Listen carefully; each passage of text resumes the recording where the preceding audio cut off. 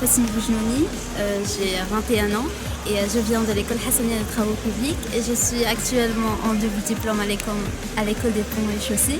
Je suis ravie d'avoir participé à cette semaine d'innovation. Elle m'a permis d'apprendre beaucoup de choses, notamment sur la recherche en domaine mathématique.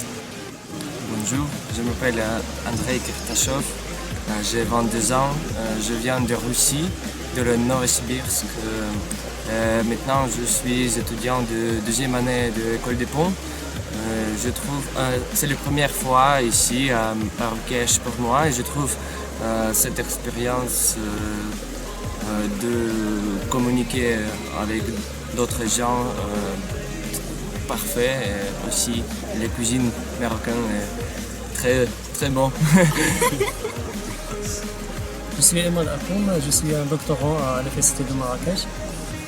J'ai trouvé que cet événement est très intéressant, ce qui nous a permis d'abord de travailler sur des sujets qui intéressent le Maroc de plus en plus, qui sont les énergies renouvelables, et après de travailler aussi avec d'autres universités comme HEC Hassania. Bonjour, Mathieu Toulmont, je suis en deuxième année à l'école nationale des ponts et chaussées. Je trouvais cette expérience très vivifiante puisqu'on travaille dans un cadre paradisiaque et on est très bien accueilli par le Maroc.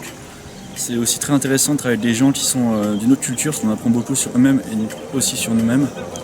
Donc voilà, c'était une semaine magique. Une grande partie des innovations qu'on peut faire aujourd'hui reposent sur les technologies de l'information. Et derrière ces technologies de l'information, il y a beaucoup d'informatique et de mathématiques. Donc le département est exactement au centre. Alors la seconde édition a montré une maturité assez exceptionnelle. L'an dernier, on ne savait pas comment les groupes allaient fonctionner entre eux, la vitesse à laquelle ils allaient pouvoir travailler, se mettre en place.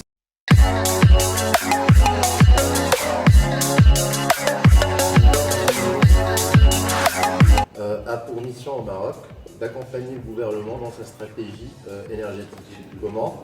Via la traduction de la stratégie en projet de recherche, de R&D, de recherche appliquée.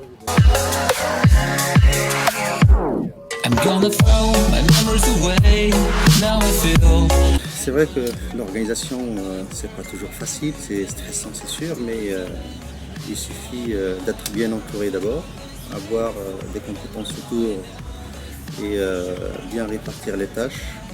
Le choix des étudiants, pour nous on a choisi les plus motivés parce qu'on a fait appel à la participation.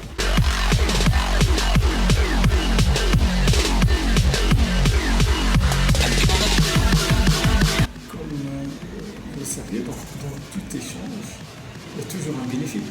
Et généralement, c'est un bénéfice mutuel. Et ça conforte en fait les étudiants de savoir que la même connaissance elle est partout. Certes, j'y crois profondément.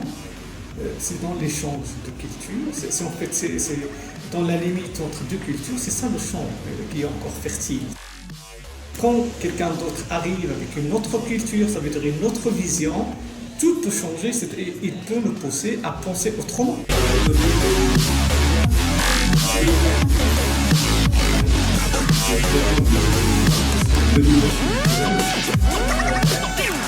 Qu'est-ce que je fais ici? J'encadre des projets et pour moi ça a été, c'est et ce sera toujours l'occasion d'apprendre. Les projets que je donne, je ne connais pas. Ils disent qu'est-ce qu'il faut faire? Je réponds je ne sais pas. Vas-y, on voit ensemble. Le projet qui a eu le prix France scientifique, c'est le projet sur la séparation aveugle des sources. C'était ça.